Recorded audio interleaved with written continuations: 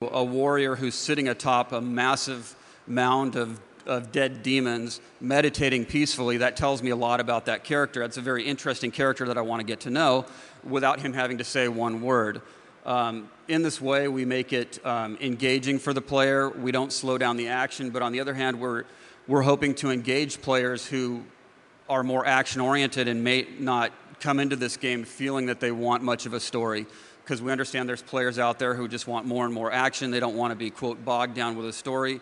We want those people to be intrigued by these things. So we feel like using the environment to tell the story not only helps us tell a better story, it helps us to intrigue people who might not want to, who come into the game not necessarily caring about that sort of thing. So let's look at the specific story that we're going to tell. Our story takes place 20 years after the events of Diablo 2, Lord of Destruction, which was the expansion to Diablo 2. And Cain is convinced that hell will invade. It has not.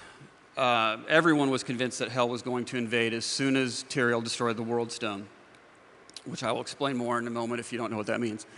But this has not happened. Cain feels very guilty and responsible for what happened in the first two Diablo games. He was raised with a lot of the legends and the lore of the Haradrim. He feels that he should have known what was coming when he saw the signs of Diablo rising again. Of course, he could have done nothing about it. If he had, we wouldn't have had a game. But, you know, it's what drives him. So he's been spending this time researching how is he going to help defeat hell when they come back and try to invade. And a lot of people who lived through the events are no longer alive. I mean, this is a world of like the Middle Ages. If you live to 40 years old, you're very lucky. Obviously, Cain has been very, very lucky. But the people who did live through it are generally heroes, like the people you played in Diablo 2 or the first Diablo game, or normal people. And normal people, or your run-of-the-mill individual, just really didn't know how to cope with an experience like coming face-to-face with this kind of serious evil. So a lot of those people went crazy. If they're still survived, you know, who knows where they are. So the general population either didn't see any of this or have tried to put it behind them, and it has become seen as myth or exaggeration. No one really believes that this really happened, and this is, you know, making Cain's job even that much more difficult. So a big question that people have been asking a lot about is what has happened to Tyrael? For those of you not familiar with the lore, Tyrael is an angel who has been helping mankind through the previous games against the wishes of the rest of heaven. Now, at the end of Diablo 2, Lord of Destruction, he was forced to destroy an important artifact known as the World Stone. And that was the last time any of us saw him. What has he been doing all this time? No one has talked to him. No one has heard from him. Cain, you know, last time he saw him was when Tyrael went into the cave to destroy the World Stone. So, you know, what has he been punished? You know, he stood right in front of this very powerful artifact when it exploded. Sure, he's an angel, but did that change him in any way? What happened to him as a result of this? So no one knows. It's been 20 years. No one's heard anything from him. Why hasn't hell invaded is a very important question. Everyone expected hell to invade as soon as the World Stone was destroyed, but no one has heard anything from hell, which again has helped to convince people that this whole thing was kind of blown out of proportion or exaggerated. So these are questions that we're going to look into further, and I'm sure you guys want to know a lot more about them, and basically we're not going to talk about any of that right now. So I'm going to hand it over to Brian, and he's going to tell you a little bit how we use the art and the environment to further these kind of goals. So again, my name is Brian Morrisoe. I'm the art director on Diablo 3. And so basically that's a lot of information that Leonard just kicked out, and that in combination with what Jay Wilson was talking about yesterday with our design goals and gameplay goals with Diablo 3. As an art staff, it's our job to take all that information and use that as a stepping stone or a base for how we approach our art style and how we can support both the story and the game design elements of the game.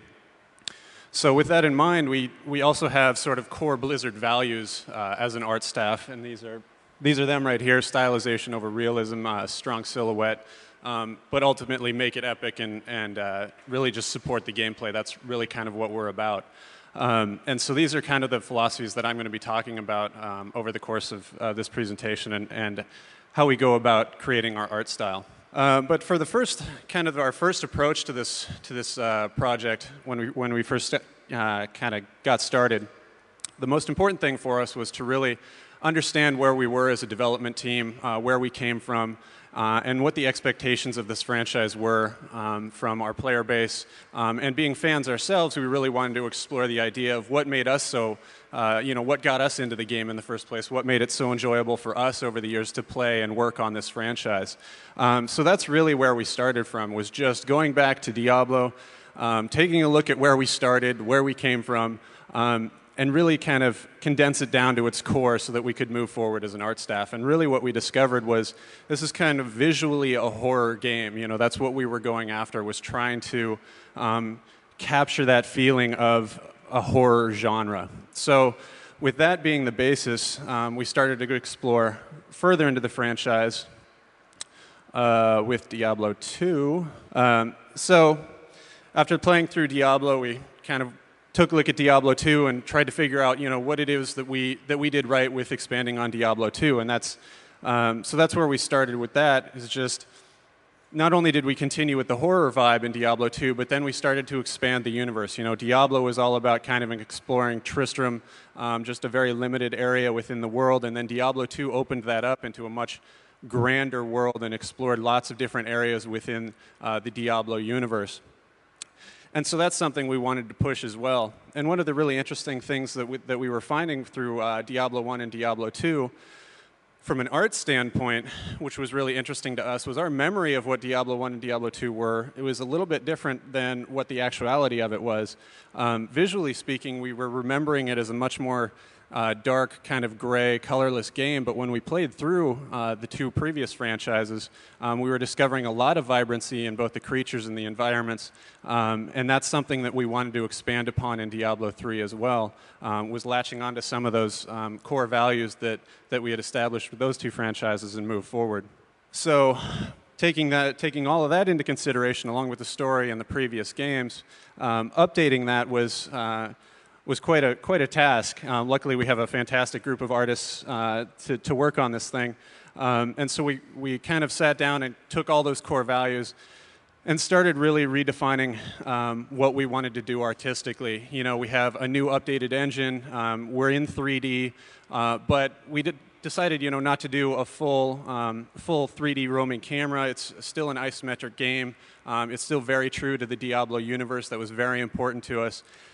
And when we started looking at that camera and what we could use a fixed isometric camera for as an art staff, it was actually probably the best decision we could have made. It really makes our job easier to make the art and environments really come alive and just much more vibrant, and the use of colors that we're using really helped to support the gameplay. So getting back to our core philosophies at Blizzard, the first one being stylization over realism. One of the interesting things about working at Blizzard, stylization, sometimes people can kind of equate that with being a little bit cartoony or a Disney art style, but that's really not what we're going after with the Diablo art style here. We understand, looking back at Diablo and Diablo 2, the universe is very dark. Leonard was talking about the story, and this is a universe that was created by demons and angels, basically, and it's a common occurrence to see those things on a daily basis. And so there's a certain level of grit and realism that we want to bring to the game, but at the same time, it's important to take the player into a fantasy realm. That's what we're really all about here, is exploring that idea of giving you something that you've never seen before. And if we simply took photographs and just applied that to a bunch of polygons, and that's really not us doing our job, So we really wanted to explore and push this idea of bringing a unique, different look to the Diablo 3 universe, but being very careful